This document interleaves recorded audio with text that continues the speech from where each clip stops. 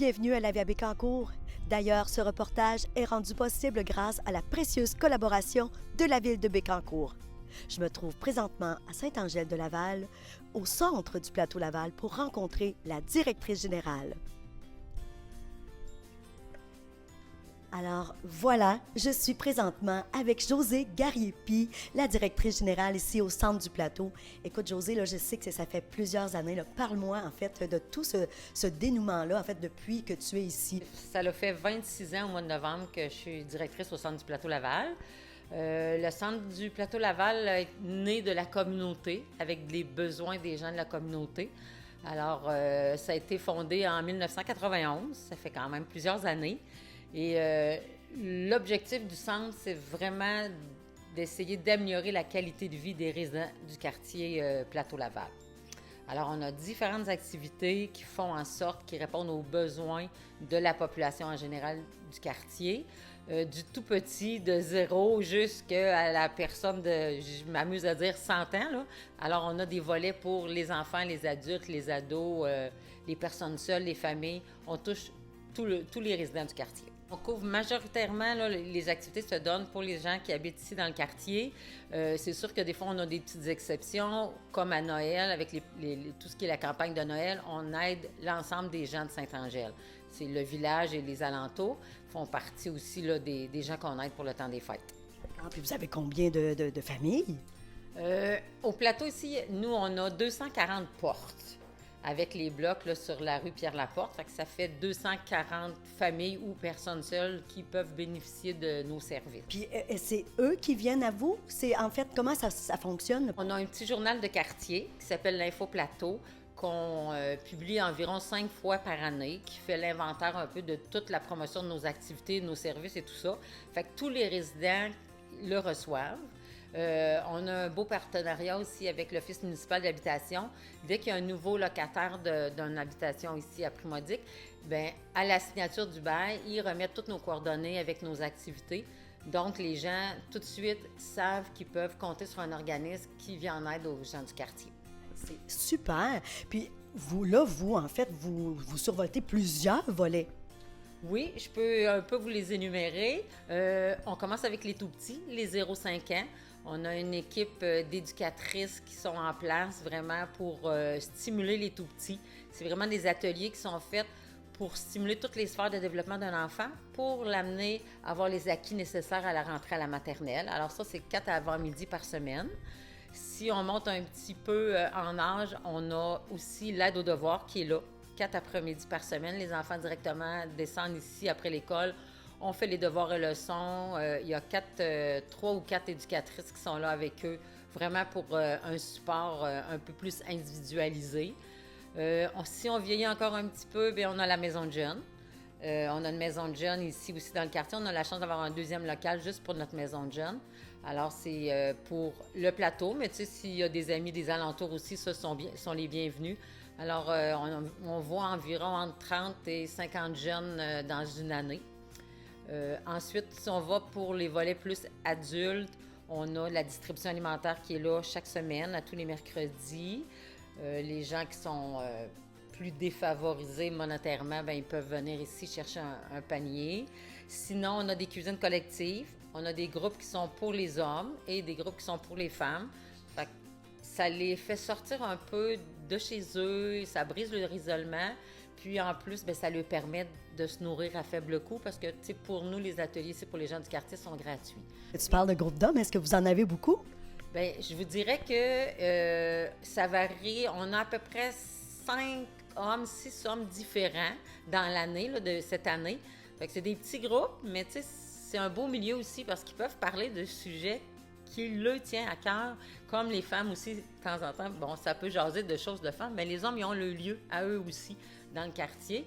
Puis ça, c'est facilité aussi pour eux parce qu'ils repartent avec de la nourriture, là, le souper est fait ou le dîner du lendemain ou les lunchs. Ensuite, on a des ateliers de compétences parentales. Dans le fond, nous, notre objectif, c'est toujours de répondre aux besoins du quartier. Fait qu'on regarde avec nos familles quel élément ou qu'est-ce qu'ils ont besoin des sujets. Ça peut être sur quelque chose sur la petite enfance, sur les adolescents, ça peut être les saines habitudes de vie. Peu importe, on y va avec le besoin et nous, on monte les ateliers ou on va chercher des partenaires pour faire de la co-animation d'ateliers. Je pense que cette année, on a eu la relance Nicolet Bécancourt qui était là avec nous pour un atelier sur le vapotage, etc. Fait qu'on fait ça là, durant l'année. C'est un projet qu'on a avec le CIUS MCQ. Alors, ça, c'est quelque chose qui est très, très apprécié de nos familles également. Oui, parce que dans le fond, vous y allez un petit peu sous forme de sondage. Vous répondez vraiment aux besoins. Oui, puis on s'ajuste. À la fin de chaque atelier, on regarde le thème qu'on va faire dans les semaines à venir parce que, tu sais, des fois, les besoins, ils changent aussi au cours de l'année. On essaie vraiment d'être collé sur les besoins des gens dans tous nos services, mais dont celui-là. Sinon aussi, nous, on fait beaucoup d'accompagnement, d'écoute et d'accompagnement. Tu sais, nos bureaux sont pas... tu n'as pas besoin de rendez-vous pour venir au centre du Plateau Laval. La porte est toujours ouverte. Il y a toujours quelqu'un pour répondre aux besoins. Géographiquement, on est un peu isolé. Des grands centres, soit Nicolet, Trois-Rivières, même de Gentilly. Il n'y a pas d'autres organismes que nous, là, près des gens. Alors ici, le centre, c'est un peu comme le deuxième famille. C'est le filet de sécurité. À chaque fois qu'ils ont besoin, soit juste d'un accompagnement, d'une écoute, d'une référence, ou c'est ici que ça se passe. Les gens, c'est automatique. Même pour les nouveaux, ils parlent avec des voisins. Ah, allez au centre. Allez voir au centre, ils vont vous donner un coup de main. Fait que ça, c'est vraiment un très, très gros volet qu'on fait dans l'année. À tous les jours, je pense qu'il n'y a pas une journée qui se passe pas sans qu'on accompagne quelqu'un là, dans son cheminement. Puis ce que je trouvais intéressant, c'est que, en fait, je constate aussi que votre personnel est là depuis quand même plusieurs années. Donc, veut pas le lien de confiance, le lien d'affectivité et tout est déjà créé. Bien, c'est sûr que pour accompagner quelqu'un, tu as raison, le lien de confiance, c'est super important. Moi, je suis là depuis très longtemps. J'ai Caroline Boucher aussi qui est avec moi depuis de nombreuses années. J'ai de la relève. J'ai Kathleen aussi qui est là depuis 3 ans, bientôt 4, je crois. On forme vraiment une belle équipe. Puis, d'être quelques-unes comme ça dans l'équipe, ça fait en sorte aussi que les gens ont peut-être plus d'affinité avec une ou avec un autre. Bien, ils peuvent se permettre de parler, de se faire accompagner par l'intervenante qui désire. Vous créez aussi des événements. Moi, j'ai même déjà participé à certains événements en tant que personnage de spectacle parce que vous créez vraiment des rassemblements qui sont, qui apportent du bonheur, là. Oui, tu sais, c'est sûr qu'on a tout le côté intervention, mais on a aussi le souci que les gens plus défavorisés aient quand même du divertissement à faible coût. Alors, une fois par année, on fait notre fête des voisins. Fait que c'est une grosse fête pour tout le quartier et les quartiers environnants aussi. On essaie de décloisonner un peu pour que les autres quartiers participent à la vie communautaire de notre quartier. Fait que c'est les jeux gonflables, c'est des animations, c'est un dîner pour tout le monde. Puis ça, bien, ça se fait pas toute seule. Ça se fait avec des bénévoles. Et c'est mon mur des bénévoles en arrière de moi. Alors, c'est ces gens-là. Ces gens-là sont là avec nous pour tout ce qui est événements, pour support à la distribution alimentaire, venir faire des petites collations pour les enfants. On a beaucoup de bénévoles, puis c'est des bénévoles de notre quartier. C'est des gens qui viennent chercher des services, mais qui redonnent eux-mêmes à leur communauté. C'est génial. Puis dans le fond, ce qu'ils font, j'imagine, sont par sous-groupe. Il y a des bénévoles qui sont plus forts dans l'organisation d'événements. Bien, j'imagine qu'eux autres adhèrent à ces petits comités-là. Exactement. On y va toujours avec les forces puis avec les envies des gens. Tu sais, si tu veux motiver des bénévoles, il faut qu'ils se sentent importants, mais il faut que ça leur fasse plaisir de venir nous aider aussi. Alors, on a des bénévoles dans plein de choses. On vient de terminer la période des fêtes. On a la guignolée des médias. Encore là, on a plein de partenaires, plein de bénévoles qui viennent nous aider. Fait que le centre, c'est vraiment une grosse histoire de famille, mais élargie dans la communauté. Tu parlais de partenaires, vos partenaires financiers, comment ça se passe? Vous avez sûrement quand même du soutien financier dans toute cette histoire-là, parce qu'il y a des coûts de reliés au fonctionnement. Oui, c'est sûr que nous, de base, on est un organisme qui est subventionné par le CIUS MCQ, par le ministère de la Santé et des Services sociaux. On a Centraide qui est un partenaire incontournable pour le centre. On a vraiment un bon soutien de Centraide depuis plusieurs années. On a des projets. C'est sûr qu'il y a des petits projets. Des fois, ça demande beaucoup d'énergie, mais en même temps, ça m'apporte un peu de sous pour faire rouler l'organisme. On a d'autres partenaires qui sont plus ponctuels. La TREC qui vont nous donner un petit peu d'argent pour faire des projets l'été pour la réussite éducative. On travaille avec d'autres organismes, comme je disais tantôt, du milieu. Et puis, plein de donateurs aussi d'entreprises qui se joignent à nous pour certains événements. Vous avez un site Internet?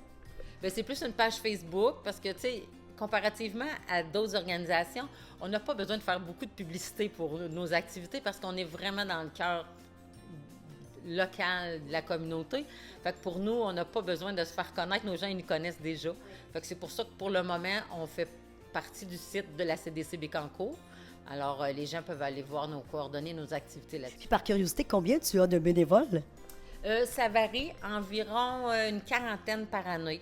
Oui, qu'on remercie une fois par année. On leur fait un gala, un souper en leur honneur, en soulignant les bons coups de l'année et tout ça. C'est vraiment un moment qui est très, très attendu de nos bénévoles. C'est vraiment une belle reconnaissance aussi, hein? L'union fait la force, puis c'est ce qui rend aussi vivant votre organisme aussi, là, pour y avoir accédé plusieurs fois. Là, vous êtes vraiment une belle équipe. Puis dis-moi, avez-vous des projets qui s'en viennent? Avez-vous du développement? Y a-t-il quelque chose de nouveau qui s'en vient bientôt? Des idées, c'est pas ça qui manque. Mais c'est le financement souvent qui viennent pas. Les idées viennent, mais le financement vient pas toujours. Fait que c'est sûr qu'on est toujours là pour essayer d'améliorer nos services, d'améliorer nos projets. On a un nouveau projet avec la Société d'habitation du Québec, justement sur les saines habitudes de vie pour les résidents HLM. Fait que ça, c'est tout nouveau. Ça vient de commencer, des soupes populaires. On invite les gens à venir dîner 2 fois par mois pour sortir de l'isolement. Fait qu'il y a des petits projets comme ça ponctuels qui viennent enrichir notre calendrier d'activités. Puis, Josée, là, quel serait ton dernier petit mot là, pour la fin? Là? Bien, je pense que c'est un organisme qui est essentiel dans le quartier. Alors, c'est sûr que d'avoir le financement qui répondrait à nos besoins, parce que des besoins, on le sait, c'est grandissant dans tous les organismes, nous aussi. Mais c'est ça. Puis, je pense que c'est un incontournable. Puis, notre réussite, bien, c'est les employés, c'est les membres du conseil d'administration, c'est les résidents, puis c'est tous les membres. Parce que c'est un tout, le Centre du Plateau Laval. Bien, moi, Josée, là, je tiens vraiment à vous féliciter. Je sais à quel point vous travaillez fort pour le bien-être des gens, des familles. Et je dis chapeau au Centre Plateau Laval. Alors, merci, Josée, de m'avoir accordé ce petit moment-là pour parler, en fait, de votre organisme et bien, longue vie. Merci, Lynn. À bientôt.